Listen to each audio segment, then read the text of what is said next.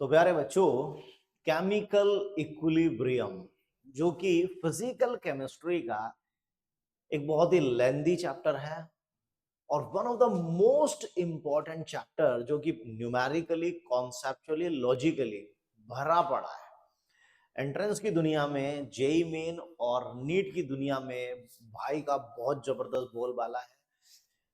Chemical equilibrium को हम दो पार्ट में डिस्कस करते हैं, केमिकल पार्ट और आयोनिक इक्विलिब्रियम पार्ट। काफी लंबी जर्नी रहेगी, लेकिन चैप्टर बहुत इजी भी रहेगा। अगर आप एक साइकोलॉजिकल वे में पढ़ते हैं तो आपको बहुत इजी लगेगा कॉन्सेप्ट, अगर आपके अच्छी तरह से क्लियर होते हैं। अदरवाइज कोई भी चीज डिफिकल्ट तब तक लगती है जब तक कि वो समझ में नहीं आ जाती।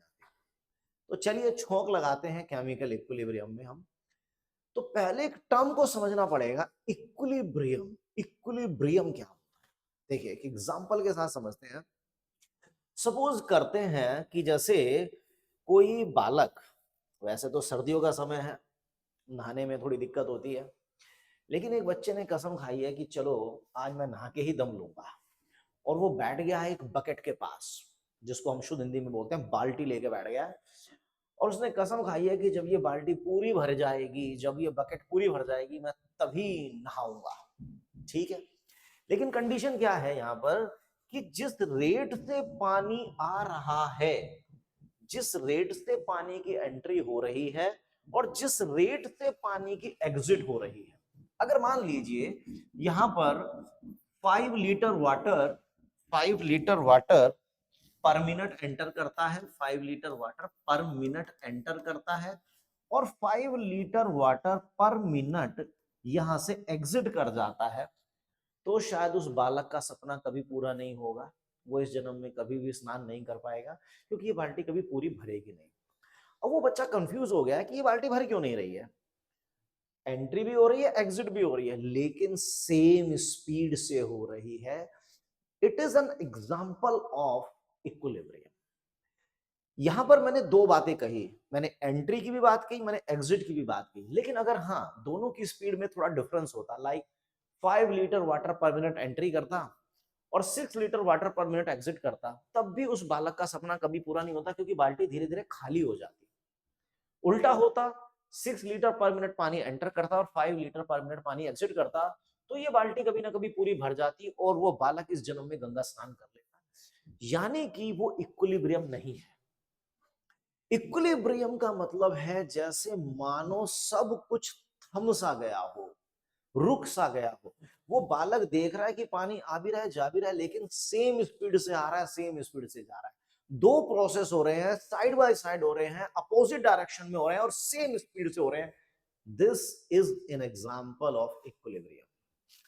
चलिए, अगर ये इक्विलिब्रियम है तो हम एक एग्जांपल और ले लेते हैं इसके साथ में, ताकि अंडरस्टैंडिंग थोड़ी सी और बेटर बने। देखिए, मैं मान के चलता हूं, आ जाओ बेटा नीचे, ऐसा नहीं बुरा मानते। देखिए, हम यहां पर क्या करते हैं, एक और एग्जांपल लेते हैं। सपोज कीजिए ये एस्केलेटर है, ठीक है, जैसे मेट्रो पे एस्केलेटर लगे हुए हैं, और ये एस्केलेटर नीचे से ऊपर की तरफ जा रहा है। ठीक, यहां पर एक लड़का खड़ा हुआ है, मान लेते हैं ये राम है, और यहां पर एक और उसका मित्र लखन है जो नीचे आ रहा है। लेकिन कंडीशन क्या देखिए आप, एस्केलेटर तो ऊपर जा रहा है और ये बालक इसी एस्केलेटर पे नीचे आ रहा है। अब मुझे बताइए, क्या कभी भरत मिलाप हो पाएगा? क्या ये दोनों कभी गले मिल पाएंगे? क्योंकि जितनी स्पीड से एस्केलेटर ऊपर जा रहा है, अगर उतनी स्पीड से ये बालक नीचे आएगा तो ये इंतजार ही करता रह जाएगा। इसके रिस्पेक्ट में ऐसा लगेगा कि जैसे लखन तो वहीं पर रुका हुआ है। समझ रहे हैं बात को? रुका हुआ लगेगा उसको। इसको ऐसा लगेगा कि एस्केलेटर चल ही नहीं रहा, लेकिन प्रोसेस तो चल रहा है, प्रोसेस तो डायनामिक है। लेकिन ऑब्जर्वर को क्या लग रहा है कि जैसे सब कुछ थम सा गया हो, रुक सा गया हो, क्योंकि यहां पर भी दो प्रोसेस चल रहे हैं, साइड बाय साइड चल रहे हैं, अपोजिट डायरेक्शन में चल रहे हैं। एस्केलेटर ऊपर भी जा रहा है, बालक नीचे भी आ रहा है, अपोजिट डायरेक्शन में, सेम स्पीड अपोजिट डायरेक्शन। तो भरत मिलाप कभी नहीं होगा। ये एक एग्जांपल हुआ इक्विलिब्रियम का। इक्विलिब्रियम यानी कि एक ऐसा प्रोसेस जो लगातार चल रहा है, दो डायरेक्शन उसके अंदर, दो सब प्रोसेसेस उसके अंदर एक दूसरे को कंपीट कर रहे हैं, अगर वो सेम स्पीड से चल रहे हैं तो that is called the state of equilibrium. चलिए अपन इसको एक एग्जांपल से आपको समझाते हैं कि व्हाट इज इक्विलिब्रियम। देखिए कोई रिएक्शन है, इस ग्राफ को समझने की कोशिश कीजिएगा। कोई रिएक्शन है जिसमें रिएक्टेंट धीरे धीरे प्रोडक्ट में कन्वर्ट हो रहे हैं। हमने स्टार्टिंग में रिएक्टेंट लिए, प्रोडक्ट जीरो थे, धीरे धीरे रिएक्टेंट प्रोडक्ट में कन्वर्ट होते गए, रिएक्टेंट कम होते जा रहे हैं, धीरे धीरे रिएक्टेंट कम होते जा रहे हैं, प्रोडक्ट की फॉर्मेशन होती जा रही है, होती जा रही है, होती जा रही है। आ गया इक्विलिब्रियम। इक्विलिब्रियम का मतलब है स्टैचू हो गया। आपने बचपन में खेल खेला होगा, बच्चे बोलते थे स्टैचू, यानी सब कुछ रुक गया, लेकिन बच्चा अंदर ही अंदर सब कुछ सोच रहा है। यहां पर क्या हो रहा है इक्विलिब्रियम में कि अब जितना रिएक्टेंट प्रोडक्ट में कन्वर्ट होना था हो गया, जितना प्रोडक्ट बनना था बन गया। अब जब इक्विलिब्रियम आ गया तो रिएक्टेंट की अमाउंट और प्रोडक्ट की अमाउंट अब कांस्टेंट हो जाएगी। देख सकते हैं ग्राफ में, अब रिएक्टेंट जितना डिक्रीज होना था हो गया, प्रोडक्ट जितना बनना था बन गया। अब उनकी जो कंसंट्रेशन है, जो उनकी अमाउंट है, वो रुक गई। फिर से वही बात कि यहां पर इसको लगा कि ये रुका हुआ है, पहले एग्जांपल में बंदे को लगा कि पानी तो भर ही नहीं रहा था, लग रहा है वाटर लेवल कांस्टेंट है। इसी तरह यहां पर केमिस्ट्री में आपको लगेगा कि कंसंट्रेशन में चेंज आना बंद हो गया है, क्योंकि इक्विलिब्रियम पर कंसंट्रेशन सभी कंपोनेंट की यानी रिएक्टेंट्स की और प्रोडक्ट की फिक्स्ड हो जाती हैं, रुक जाती हैं, कांस्टेंट हो जाती है, उनमें चेंज आना बंद हो जाता है। This is called equilibrium. तो यानी कि टाइम के साथ साथ रिएक्टेंट की कंसंट्रेशन डिक्रीज होती गई, प्रोडक्ट की इंक्रीज होती गई, और यहां पर आ गया इक्विलिब्रियम, क्योंकि अब यहां पर रिएक्टेंट और प्रोडक्ट दोनों की कंसंट्रेशन क्या हो गई है, कांस्टेंट हो गई है। देखिए कॉन्सेप्ट क्या कहता है, कॉन्सेप्ट कहता है, डेफिनेशन क्या कहती है कि equilibrium is a state at which the concentration of reactant and product do not change with time. अब टाइम के साथ चेंज नहीं आ रहा, यहां इक्विलिब्रियम नहीं है, क्योंकि यहां रिएक्टेंट कंसंट्रेशन अभी भी डिक्रीज कर रही है, प्रोडक्ट इंक्रीज कर रहा है। यहां इक्विलिब्रियम नहीं है, यहां भी नहीं है, इधर इक्विलिब्रियम है, क्योंकि प्रोसेस देखने में अब रुका हुआ महसूस हो रहा है। होप आप लोग इस एग्जाम्पल को समझ पाए होंगे। तो ये तो डेफिनेशन हुई। चलिए अब हम डेफिनेशन से थोड़ा और आगे बढ़ते हैं। कैरेक्टरिस्टिक्स, कि जब कोई प्रोसेस इक्विलिब्रियम को अगर अटेन कर लेता है, चलिए हमने मान लिया कि प्रोसेस ने इक्विलिब्रियम को अटेन कर लिया, तो इक्विलिब्रियम पर अटेन करके आखिर होगा क्या? इक्विलिब्रियम अटेन करने के बाद उसमें क्या क्या कैरेक्टरिस्टिक्स बंदे को नजर आएंगे। देखिए इक्विलिब्रियम एक क्लोज्ड कंटेनर में होता है। अब इसको जरा समझना पड़ेगा। बोल तो दिया इक्विलिब्रियम क्लोज कंटेनर में होता है, लेकिन कैसे? चलिए आपके घर में मेहमान आए, आप लिम्का या पेप्सी की बोतल लाए, अभी बोतल खुली नहीं है, तो उसके अंदर सब कुछ थमा थमा सा फील हो रहा है, लेकिन जैसे ही आप ढक्कन खोलेंगे गैस बाहर निकलने लग जाती है, क्योंकि आपने इक्विलिब्रियम को डिस्टर्ब कर दिया। जब तक सिस्टम क्लोज्ड था, उसके अंदर जो भी गैस डिसॉल्व थी वो लिक्विड के साथ एक इक्विलिब्रियम मेंटेन किए हुए थी, और आपने जैसे ढक्कन को ओपन किया इक्विलिब्रियम डिस्टर्ब हो गया। अगर कोई भी ऐसा प्रोसेस है जिसमें रिएक्टेंट या प्रोडक्ट गैसेस स्टेट में है, तो देखो गैस की एक नेचुरल टेंडेंसी होती है एस्केप करने की, तो सिस्टम जब तक क्लोज नहीं होगा इक्विलिब्रियम कभी अटेन नहीं होगा। हाँ इक्विलिब्रियम एक ओपन कंटेनर में भी हो सकता है, बट अगर रिएक्टेंट और प्रोडक्ट में से कोई भी कंपोनेंट गैसेस स्टेट में हुआ तो भूतो न भविष्यति, इक्विलिब्रियम कभी अटेन नहीं होगा। तो equilibrium is always attain in a close container provided one of the reactant और product is in gases state. चलिए इक्विलिब्रियम रिवर्सिबल होता है। इसका क्या मतलब है कि इक्विलिब्रियम रिवर्सिबल होता है? इसका मतलब यह है कि अगर मैं रिएक्टेंट लेके चलता हूं तो प्रोडक्ट थोड़ी देर में आ जाएंगे, यानी रिएक्टेंट धीरे धीरे डिक्रीज हुए और प्रोडक्ट की फॉर्मेशन हो गई। और अगर मैं स्टार्टिंग में प्रोडक्ट लेके चलूंगा तो वो धीरे धीरे रिएक्टेंट में कन्वर्ट हो जाएंगे। यानी कि आप रिएक्टेंट लेके चलेंगे तो भी प्रोडक्ट की फॉर्मेशन हो जाती है, लाइक N2O4 लिया तो ये धीरे धीरे NO2 में कन्वर्ट होने लगेगा, ये ब्राउन कलर में होता है, ठीक है। जैसे ही आप थोड़ा सा इसको एक पर्टिकुलर टेम्परेचर पे मेंटेन करेंगे, N2O4 डिसोशिएट होकर NO2 में कन्वर्ट होगा। NO2 ब्राउन कलर है तो ब्राउन कलर की अपीयरेंस आने लगेगी और ये होता है बिल्कुल कलरलेस। N2O4 is colourless. तो अपन ने क्या किया, रिएक्टेंट लिए और थोड़ी देर में इक्विलिब्रियम आ गया। अब अपन जरा रिवर्स सोचते हैं एक बार कि अगर मैं NO2 लेता जो पूरी तरह से ब्राउन कलर होता है, जो पूरी तरह से ब्राउन है, इसको मैं एक पर्टिकुलर टेम्परेचर पे अगर ठंडा कर देता हूं तो ये N2O4 में चला गया, यानी इक्विलिब्रियम तो फिर से आ गया। मतलब आपने रिएक्टेंट लिया तो भी इक्विलिब्रियम आ गया, प्रोडक्ट लिया तो भी इक्विलिब्रियम आ गया। It means it can be attain from either side, it is reversible in nature. Reactant product में जाएंगे तो प्रोडक्ट भी रिएक्टेंट में आएंगे। It can be attain from either side, right. तो this is one of the characteristic. Next characteristic is equilibrium. चलो reversible हो गया, it can be attain in a close container और कंसंट्रेशन कांस्टेंट हो जाती है। नेक्स्ट मैं देखता हूं कि equilibrium is dynamic. Yes, dynamic क्या मतलब है डायनेमिक का? आपको लगेगा कि इक्विलिब्रियम तो रुक गया है प्रोसेस, लेकिन माय डियर फ्रेंड्स, इक्विलिब्रियम की ये सबसे इंपॉर्टेंट कंडीशन होती है कि इक्विलिब्रियम कभी खत्म ही नहीं होता। इक्विलिब्रियम में रिएक्टेंट लगातार प्रोडक्ट में और प्रोडक्ट लगातार रिएक्टेंट में चलते रहते हैं, कन्वर्ट होते रहते हैं, लेकिन वो डायनेमिक प्रोसेस है। आपको देखने में लगेगा कि रुक गया, लेकिन it is not static, it is actually dynamic internally.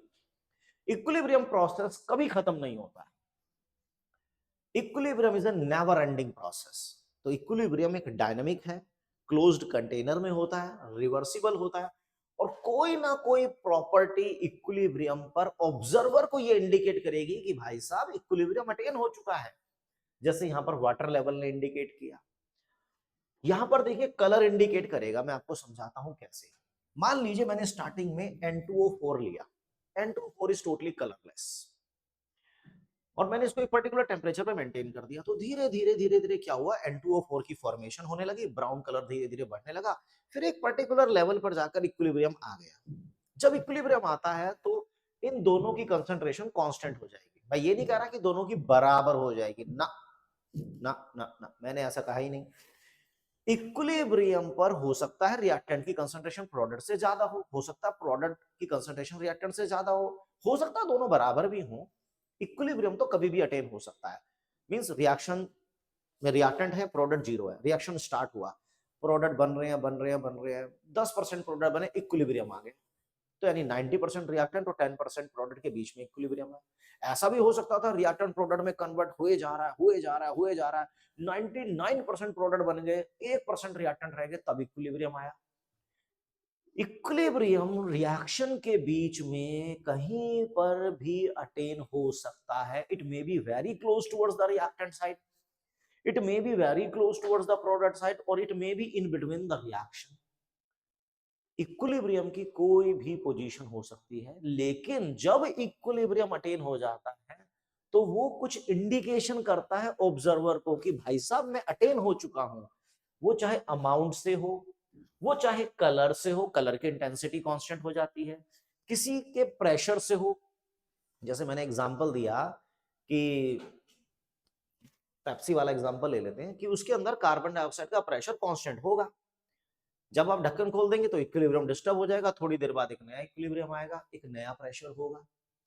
लेकिन जब तक इक्विलिब्रियम रहा तब तक प्रेशर कांस्टेंट रहा। जब तक इक्विलिब्रियम रहेगा कंसंट्रेशन में चेंज नहीं आएगा, अमाउंट में चेंज नहीं आएगा, कलर में चेंज नहीं आएगा, डेंसिटी में चेंज नहीं आएगा। तो these are the few observable properties which indicate that equilibrium has been attained और नॉट। ये इंडिकेट कर रही है ऑब्जर्वर को कि इक्विलिब्रियम अटेन हुआ भी है या नहीं हुआ, राइट। सो तो हम जो डिस्कस कर रहे हैं वो कैरेक्टरिस्टिक कर रहे हैं। पहला कि कोई ना कोई प्रॉपर्टी ऐसी होती है जो इंडिकेट करती है about the attainment of equilibrium. Equilibrium attain in a closed container, equilibrium is dynamic in nature, it is reversible in nature.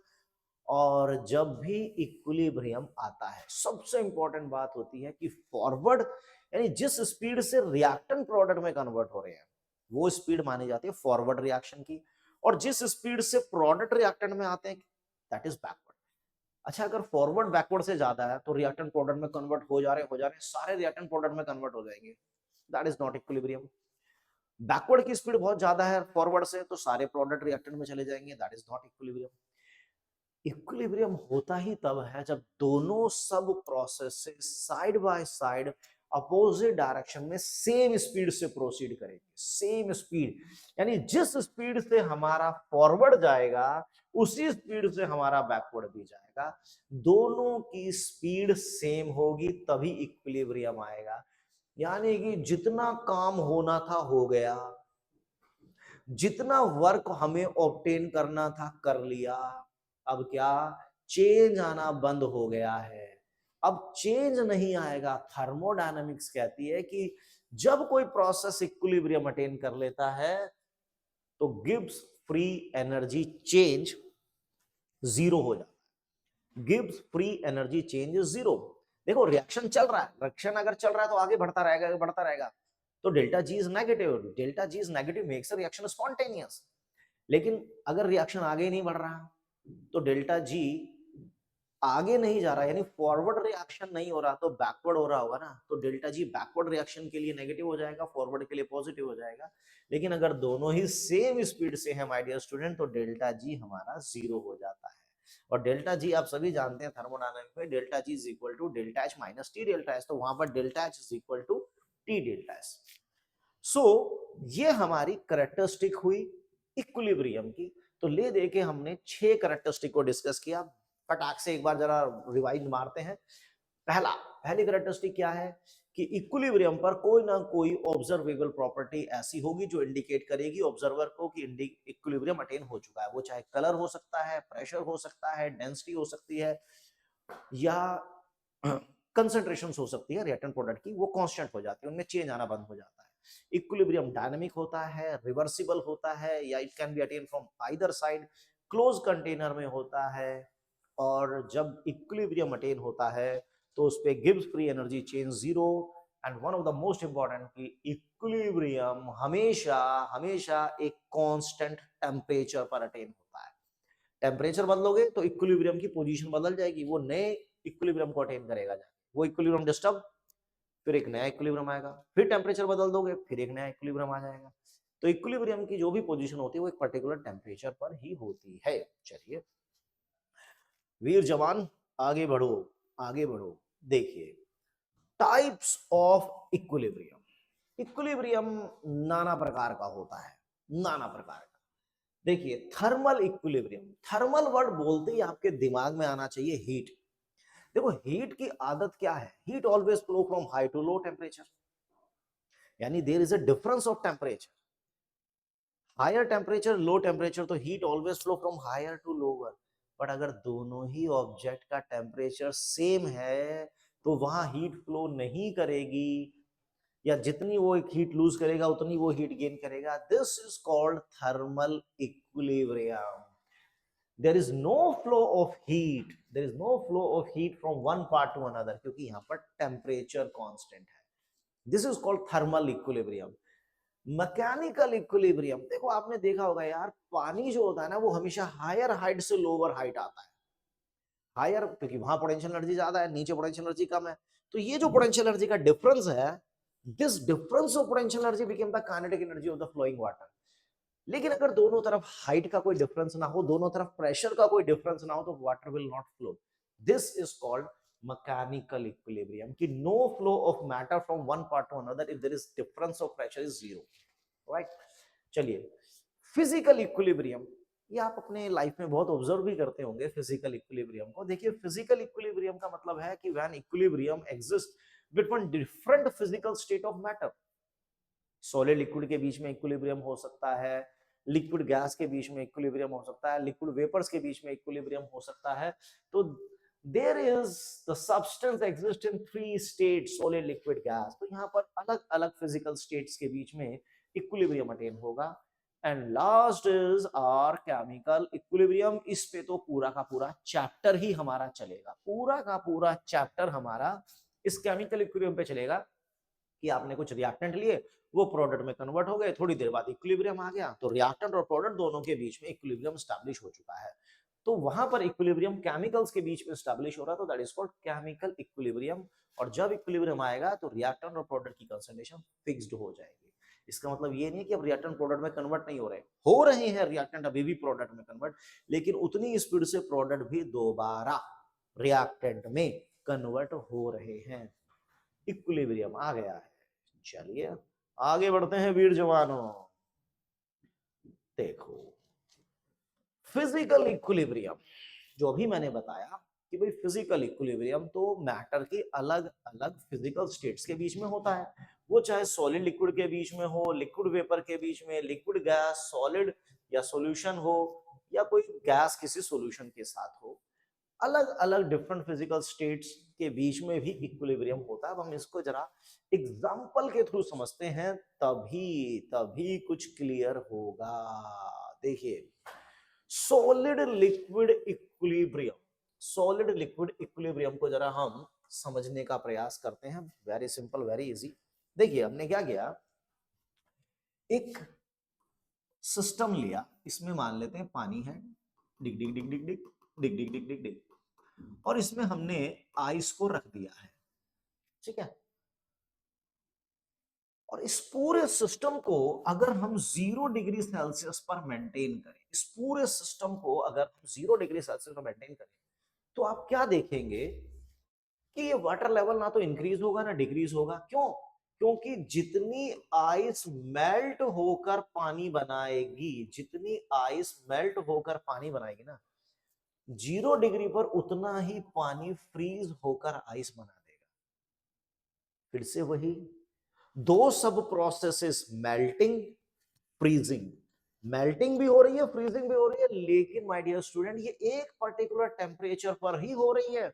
Suppose कीजिए if I maintain the temperature above 0 degree Celsius, suppose if I maintain the temperature at 1 degree Celsius, तो 1 degree maintain करने पे क्या होगा, सारी की सारी ice melt होके पानी में आ जाएगी। There is no physical equilibrium now, क्योंकि only the liquid state survive. अगर हम टेम्परेचर 0 से कम कर दें, लेट इट बी -1, तो सारा का सारा पानी फ्रीज होके आइस में कन्वर्ट कर जाएगा। No equilibrium. फिजिकल इक्विलिब्रियम का मतलब है तुम भी हो, हम भी हैं, लिक्विड भी है, सॉलिड भी है। तो सॉलिड लिक्विड इक्विलिब्रियम जो यहां पर एग्जिस्ट कर रहा है वो एक पर्टिकुलर टेम्परेचर पे करेगा। ये मैंने आपको कैरेक्टरिस्टिक में भी एक बात बताई कि equilibrium always attain at a constant temperature. तो यहां पर मेल्टिंग और फ्रीजिंग दो सब प्रोसेसेस हो गए, साइड बाय साइड हो गए, अपोजिट डायरेक्शन हो गए, सेम स्पीड से आ गए, तो ना तो वाटर लेवल राइज करेगा ना डिक्रीज करेगा, आइस की अमाउंट भी उतनी रहेगी। बट इसका मतलब ये नहीं है कि प्रोसेस रुक गया है, रुका हुआ नहीं है। जिस स्पीड से आइस मेल्ट करेगी उस स्पीड से पानी फ्रीज करेगा। It is dynamic in nature. Equilibrium तो कभी खत्म ही नहीं होता है भाई, कभी खत्म नहीं होता, लेकिन प्रोसेस रुका हुआ लगेगा, चेंज आना बंद हो जाएगा, यानी कि delta G zero, delta G zero आ जाता है, ठीक। सो ये मैंने कुछ कंडीशंस बताई हैं। हाँ, अगर टेम्परेचर हमारा इससे ऊपर हो जाए या नीचे हो जाए, प्रेशर ऊपर नीचे हो जाए, तो इक्विलिब्रियम डिस्टर्ब हो जाएगा, फिर वो इस कंडीशन पे सरवाइव नहीं करेगा, राइट। चलिए ये था हमारा solid liquid equilibrium. Liquid vapour equilibrium, देखिए लिक्विड वेपर इक्विलिब्रियम को समझने के लिए ना थोड़ा सा एक कॉन्सेप्ट समझना पड़ता है। और वो कॉन्सेप्ट क्या है, देखिए किसी भी लिक्विड को आप हीट कीजिए, that liquid start forming vapours. मान लीजिए मैंने ये लिक्विड लिया, ठीक है, लेट इट बी वाटर। मैं इसको हीट करूंगा तो यहां से वेपर बनने स्टार्ट हो जाएंगे। मैं टेम्परेचर बढ़ाता रहूंगा, वेपर बनते रहेंगे, टेम्परेचर और बढ़ाएंगे, वेपर और बढ़ते रहेंगे। चलिए कोई दिक्कत नहीं है। अब हमने क्या किया, सिस्टम को कर दिया है क्लोज्ड, क्योंकि इक्विलिब्रियम की आदत है वो सारे काम छुप के करेगा, ओपन में नहीं करेगा, बहुत शर्मीला है इक्विलिब्रियम हमारा। तो यहां पर हमने क्लोज्ड सिस्टम कर दिया है और यहां पर एक इंस्ट्रूमेंट लगा दिया है, that is called manometer. Manometer instrument to measure vapour pressure. तो अब मैं अगर यहां पर इसको हीट करता हूं, पानी को, लिक्विड को, तो वेपर तो बनेंगे, लेकिन प्रॉब्लम इस बार क्या है कि वेपर इस बार एटमॉस्फेयर में नहीं जा पाएंगे, because the system is closed. System close है तो वेपर ऊपर नहीं जाएंगे, राइट। तो जैसे जैसे टेम्परेचर बढ़ता गया वेपर बढ़ते गए, प्रेशर बढ़ता गया। टेम्परेचर बढ़ाते जा रहे हैं, वेपर प्रेशर बढ़ता जा रहा है। लेकिन यहाँ इक्विलिब्रियम कहाँ आया? देखिए, इक्विलिब्रियम तब आएगा ना जब आप टेम्परेचर कांस्टेंट करेंगे। सपोज कीजिए मैंने यहाँ पर टेम्परेचर को 60 डिग्री मैंने फिक्स कर दिया। अब मैं टेम्परेचर चेंज नहीं कर रहा, मैंने 60 डिग्री कर दिया। मैंने देखा थोड़ी देर में मैनोमीटर की रीडिंग फिक्स्ड हो गई। मैनोमीटर की रीडिंग एकदम से फिक्स्ड आ गई। तो मैनोमीटर की रीडिंग तभी फिक्स्ड आ सकती है जब अंदर नंबर ऑफ वेपर फिक्स्ड हो। नंबर ऑफ वेपर तभी फिक्स्ड हो सकती है जब इक्विलिब्रियम आ जाए। कैसे? जितना लिक्विड वेपर में जा रहा होगा उतना ही वेपर दोबारा लिक्विड में कंडेंस्ड अगर हो जाए तो फिर से दो सब प्रोसेसेस आ गए। इवापोरेशन भी हो रहा है और कंडेंसेशन भी हो रहा है। लेकिन इवापोरेशन और कंडेंसेशन दोनों सेम स्पीड से अगर हो रहे हैं और अपोजिट डायरेक्शन में हो रहे हैं तो वेपर प्रेशर कांस्टेंट हो जाएगा। और यही तो कैरेक्टरिस्टिक थी इक्विलिब्रियम की कि कोई ना कोई प्रॉपर्टी तो बताएगी कि भाई साहब इक्विलिब्रियम अटेन हो गया है। तो यहां पर वेपर प्रेशर मैनोमीटर की रीडिंग हमें बताएगी कि इक्विलिब्रियम अटेन हुआ या नहीं। अगर मैनोमीटर की रीडिंग बढ़ती जा रही है बढ़ती जा रही है बढ़ती जा रही है तो इक्विलिब्रियम नहीं है, कम होता जा रहा है तो नहीं है। कांस्टेंट वैल्यू है तभी इक्विलिब्रियम है, और कांस्टेंट वैल्यू कांस्टेंट टेम्परेचर पर आएगी जब यहां पर इवापोरेशन और कंडेंसेशन दोनों एक दूसरे को बैलेंस कर लेंगे तब। ठीक है, जिस स्पीड से इवापोरेशन होगा जिस स्पीड से कंडेंसेशन होगा, जब इवापोरेशन और कंडेंसेशन सेम लेवल पर आ गए तब इक्विलिब्रियम हुआ है। ऐसे नहीं होगा। अगर मैं लगातार ही टेम्परेचर बढ़ाता रहूंगा तो पानी इवापोरेट इवापोरेट इवापोरेट होता रहेगा, इक्विलिब्रियम कभी नहीं आएगा। मुझे टेम्परेचर को कांस्टेंट करना पड़ेगा। जब टेम्परेचर कांस्टेंट करेंगे तो इवापोरेशन और कंडेंसेशन एक दूसरे को बैलेंस कर लेंगे, तब जाकर ये लिक्विड वेपर एक इक्विलिब्रियम स्टैब्लिश हो पाएगा। राइट, चलिए आगे बढ़ते हैं हम।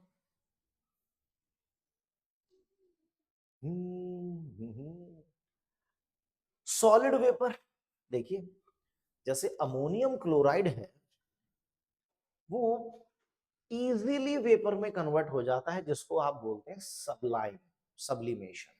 ठीक है, अभी क्या है कि कुछ सब्सटेंस ऐसे होते हैं जो सीधा सॉलिड से वेपर में जाते हैं without attaining liquid state. Generally होता क्या है कि सब्सटेंस सॉलिड से लिक्विड जाते हैं और फिर लिक्विड से वेपर जाते हैं। लेकिन कई बार क्या होता है, अगर मुझे लंदन जाना है तो मैं सीधा लंदन की फ्लाइट भी ले सकता हूँ।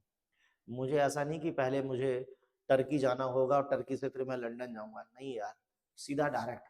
तो कुछ सब्सटेंस ऐसे होते हैं जो सीधा सॉलिड से वेपर में जाते हैं without attaining liquid state. That process is called sublimation. Ammonium chloride is one of the substance. Iodine होता है, कैम्फर होता है, अमोनियम क्लोराइड होता है। ये सब्सटेंस ऐसे होते हैं जो सीधा ही कहां से कहां जा रहे हैं, सीधा ही सॉलिड से वेपर में कन्वर्ट होते हैं। और ये भी एक पर्टिकुलर टेम्परेचर पर होता है। तो एक पर्टिकुलर टेम्परेचर में से कोई भी सब्सटेंस होगा वो अपने वेपर्स के साथ और अपने सॉलिड स्टेट के साथ एक इक्विलिब्रियम मेंटेन कर लेगा। यानी जिस स्पीड से वो सॉलिड से वेपर में जाएगा उसी स्पीड से वो वेपर से सॉलिड में भी आएगा। ये दोनों स्पीड सेम हो जाती हैं, only then equilibrium is established. Right, तो यहां जो हमने इक्विलिब्रियम का एग्जांपल अभी डिस्कस किया वो सॉलिड वेपर का था, एक फिजिकल इक्विलिब्रियम है।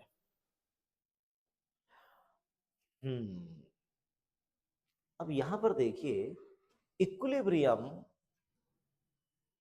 सॉलिड और लिक्विड के बीच में है। बहुत इजी एग्जांपल है, मैं इसको आपको समझाता हूं। देखिए सपोज कीजिए आपने कोई एक गिलास पानी लिया, उसमें आपने 1 शुगर, मान लो ये टेम्परेचर है 25 डिग्री सेल्सियस, 25 डिग्री सेल्सियस पे आपने 1 शुगर ली, डिसॉल्व हो गई। सेकंड स्पून ली, वो भी हो गई। थर्ड ली, वो भी हो गई। लेकिन फोर्थ शुगर डिसॉल्व नहीं हो रही। शुगर क्यों नहीं डिसॉल्व हो रही? Now the solution is saturated. पानी के अंदर जितना भी स्पेस था सारा का सारा स्पेस आप देख सकते हैं शुगर पार्टिकल ने ऑक्यूपाई कर लिया है। अब शुगर पार्टिकल को घूमने फिरने के लिए कोई जगह ही नहीं मिल रही, तो सॉल्यूशन सैचुरेटेड हो गया। अगर अब आप चौथी शुगर को डिसॉल्व करेंगे, चौथी चम्मच शुगर को डिसॉल्व करने की कोशिश कर रहे हैं, आप घुमाए जा रहे हैं घुमाए जा रहे हैं, आपको लग रहा है यार शुगर तो डिसॉल्व ही नहीं हो रही। लेकिन शुगर अभी भी डिसॉल्व हो रही है। जितनी वो डिसॉल्व होके पानी में जा रही है उतनी ही शुगर दोबारा क्रिस्टलाइज भी हो रही है, अर्थात डिसोल्यूशन और क्रिस्टलाइजेशन दोनों सेम स्पीड से अपोजिट डायरेक्शन में एक दूसरे को बैलेंस कर रहे हैं, जिसकी वजह से बंदे को क्या लग रहा है कि शुगर तो डिसॉल्व ही नहीं हो रही। कोई बात नहीं, अब मैं इसको डिसॉल्व भी कर देता हूं। अब मैंने क्या किया, टेम्परेचर को बढ़ा दिया, लेट इट बी 45 डिग्री। तो जो शुगर पहले डिसॉल्व नहीं हो रही थी 25 पे, अब वो 45 पे डिसॉल्व हो गई। मेरे को जोश चढ़ गया, मैंने फिर एक चम्मच शुगर और ली, वो भी डिसॉल्व। फिर मैंने एक और ली, वो डिसॉल्व नहीं हो रही। व्हाई? क्योंकि अब सॉल्यूशन फिर से सैचुरेटेड बन गया है इस टेम्परेचर पर। पहले वो इस टेम्परेचर पर सैचुरेटेड था, अब वो इस टेम्परेचर पर सैचुरेटेड है। आपने हीट सप्लाई कर दी, हीट सप्लाई करने से पानी की वॉल्यूम बढ़ गई, पानी के मॉलिक्यूल दूर दूर हो गए, इंटरनल स्पेस बढ़ गया, शुगर के पार्टिकल और डिसॉल्व हो गए और एंटर कर गए लिक्विड के अंदर। लेकिन कितना करेंगे भाई, कितना करेंगे, सैचुरेटेड फिर से बन गया। यानी कि अब एक फिर से इक्विलिब्रियम आ गया कि ये शुगर डिसॉल्व तो हो रही है, लेकिन जितना वो डिसॉल्व होके सॉल्यूशन में जाएगी उतनी ही दोबारा क्रिस्टलाइज होके फिर से सामने आ जाएगी। बंदे को लगेगा डिसॉल्व तो नहीं हो रही। अब हम इसको प्रैक्टिकली भी प्रूव कर सकते हैं कि नहीं, the process is dynamic but appear to be static. देखने में लग रहा है रुक गया, लेकिन अभी भी चल रहा है। हम क्या करते हैं, सपोज कीजिए मैंने 25 डिग्री पे सॉल्यूशन को सैचुरेटेड कर दिया, ठीक है, और मैंने वो नॉर्मल शुगर से किया, नॉर्मल शुगर से किया। और अब मैं क्या करता हूं, सैचुरेटेड करने के बाद मैं अब रेडियो एक्टिव शुगर लेता हूं, radio active sugar, radio active sugar. तो जब सॉल्यूशन सैचुरेटेड था, उसमें जितनी शुगर डिसॉल्व होनी थी हो गई। अब मैं उसमें नई शुगर डिसॉल्व कर रहा हूं, और वो शुगर कौन सी है, रेडियो एक्टिव शुगर। हम लगातार घुमाते गए घुमाते गए घुमाते गए, लेकिन हमने देखा यार शुगर तो डिसॉल्व ही नहीं हो रही। लेकिन प्रोसेस तो डायनेमिक होता है, शुगर तो अभी भी डिसॉल्व हो रही है, ऐसा थ्योरी कहती है। फिर हमने उस शुगर क्रिस्टल को बाहर निकाला और पता किया, अरे बाबा इसमें तो जितनी रेडियो एक्टिविटी पहले थी उतनी नहीं है, कम है। क्योंकि रेडियो एक्टिव शुगर पानी में डिसॉल्व हो गई है, और जो शुगर, जो normal sugar that was dissolved earlier now crystallises back. इससे बात प्रूव हो गई कि प्रोसेस तो अभी भी चल रहा है। अगर प्रोसेस ना चल रहा होता तो रेडियो एक्टिविटी, रेडियो एक्टिव वाली शुगर कभी पानी में डिसॉल्व नहीं होती। लेकिन रेडियो एक्टिव शुगर अभी भी पानी में डिसॉल्व हो रही है, इसका मतलब शुगर अभी भी पानी में जा रही है, और जो शुगर पहले से डिसॉल्व थी, नॉन रेडियो एक्टिव शुगर, वो क्रिस्टलाइज हो जाती है। इससे प्रूव हो रहा है कि प्रोसेस डायनेमिक है। इससे ये प्रूव हो रहा है कि प्रोसेस एक कांस्टेंट टेम्परेचर पे चल रहा है। इससे ये प्रूव हो रहा है कि लिक्विड और सॉलिड के बीच में इक्विलिब्रियम एस्टैब्लिश हो रहा है, राइट। चलिए, सो ये जो भी मैं अलग अलग एग्जांपल्स ले रहा हूं, ये अलग अलग डिफरेंट फिजिकल स्टेट के बीच में चल रहे हैं, इन्हें हम फिजिकल इक्विलिब्रियम का नाम देते हैं। अब देखिए, आह, गर्मी का मौसम हो और लिम्का या पेप्सी कोई मिल जाए तो बात ही अलग होती है। देखिए यहाँ पर सीन क्या बनता है, सीन ये बनता है कि इक्विलिब्रियम अभी है। आप कभी भी देखिएगा पेप्सी की बोतल या लिम्का की बोतल कभी भी पूरी नहीं भरी होती। मान लीजिए वो यहां तक फिल की गई है, तो फिर यहाँ क्या है, अरे बाबा यही तो होती है गैस, जो कर रही होती है ऐश। देखिए ढक्कन बंद है, तो अभी क्या है, कार्बन डाइऑक्साइड का इस लिक्विड के साथ और यहां पर एक इक्विलिब्रियम सेट है। यानी कार्बन डाइऑक्साइड गैसियस फॉर्म में और कार्बन डाइऑक्साइड एक्वस फॉर्म में दोनों इक्विलिब्रियम मेंटेन किए हुए हैं और एक कांस्टेंट टेम्परेचर पर है। देखिए क्या होता है, ये पूरी क्यों नहीं भरी है। अब दुकानदार से तो आप लड़ेंगे नहीं कि भाई ये पूरी क्यों नहीं भर के दी। तो इसकी केमिस्ट्री ये है कि यहां पर इस लिक्विड में कितनी गैस डिसॉल्व होगी, इस लिक्विड में गैस कितनी डिसॉल्व होगी, it depends upon the partial pressure of that gas above the liquid at constant temperature. यानी कोई भी गैस लिक्विड में कितना डिसॉल्व होगी, ये डिपेंड करेगा प्रेशर पर। उस गैस का जितना ज्यादा प्रेशर इस लिक्विड की सरफेस से ऊपर होगा, वो गैस उतनी ही ज्यादा डिसॉल्व होगी। अगर आप लिक्विड को पूरा ऊपर तक भर देते तो गैस के लिए कोई जगह ही नहीं होती, फिर गैस को डिसॉल्व कैसे करोगे, गैस का तो प्रेशर ही जीरो हो जाता। जितना ज्यादा इस गैस का यहाँ पर पार्शियल प्रेशर होगा, वो गैस उतनी ही ज्यादा डिसॉल्व होगी। ये मैं नहीं कह रहा, ये बोलता है Henry, mister Henry. Henry's law का नाम इसको दिया जाता है कि mass of A gas dissolve in a liquid is directly proportional to the partial pressure of that gas above the liquid at constant temperature। जी हाँ, constant temperature। और जब ये प्रोपोर्शनलिटी का साइन आप हटा हटू दे देते हैं तो ये कांस्टेंट बन जाता है, जिसको आगे जो इसका मॉडिफाइड वर्जन है 12th क्लास के सॉल्यूशन चैप्टर में आप पढ़ते हैं, उसको हेनरीज कांस्टेंट भी हम कहते हैं। बट फिलहाल अभी इतने आगे नहीं जाना, हमें हेनरीज लॉ को अभी इतना ज्यादा हमें डिस्कस नहीं करना। अभी इसको हमें डिस्कशन करना है केवल लिक्विड और वेपर के कॉन्सेप्ट में, कि यहाँ इक्विलिब्रियम है, क्योंकि यहाँ ये गैस है और ये लिक्विड में है, तो इन दोनों का आपस में इक्विलिब्रियम सेट हो गया। और ये जो इक्विलिब्रियम है वो एक पर्टिकुलर प्रेशर पर है। जब आप ढक्कन खोल देंगे, ढक्कन खोलने के बाद आपने मान लीजिए सर्व कर दी अलग अलग मेहमानों को, और मेहमान बैठे हुए हैं शर्मा शर्मी में, सबका मन तो कर रहा है अंदर से कि पी ले, लेकिन पी लेनी चाहिए क्योंकि वो तो ग्लास में रखी हुई है, उसमें से गैस निकलती जा रही है। गैस की तो नेचुरल टेंडेंसी है कि इट ऑलवेज मूव अपवर्ड, तो गैस तो ऊपर भागती जाएगी, और गैस अगर निकलती जा रही है तो फिर तो उसका टेस्ट खराब हो जाएगा ना, तो इसलिए जैसे ही आए उसको तुरंत गटक लेना। खैर, अब क्या होता है कि पहले जो गैस डिसॉल्व थी वो हाई प्रेशर पर डिसॉल्व थी, आपने सर्व किया और तुरंत ढक्कन लगा दिया ताकि गैस सारी बाहर ना निकल जाए। अब थोड़ी देर में एक नया इक्विलिब्रियम स्टैब्लिश हो जाएगा नए प्रेशर के अकॉर्डिंग। हाँ, ये अलग बात है कि अब प्रेशर कम होगा तो सोल्यूबिलिटी भी अंदर कम होगी, इसलिए जो टेस्ट स्टार्टिंग में आपको मिलेगा वो आप 3-4 दिन बाद दोबारा पियेंगे तो वो फील कम आएगा जो स्टार्टिंग में फ्रेश में आना था। तो कहने का मेरा मतलब ये हुआ कि जो फिजिकल इक्विलिब्रियम है वो मैटर के अलग अलग स्टेट के बीच में एग्जिस्ट कर रहा है। सो आई होप कि आपको इक्विलिब्रियम का मीनिंग समझ में आया होगा। नेक्स्ट पोर्शन में हम डिस्कस करेंगे केमिकल इक्विलिब्रियम को, और ये पूरा चैप्टर ही हमारा अब केमिकल इक्विलिब्रियम वाला ही होगा। सो बने रहिए। Till then good bye, thank you very much.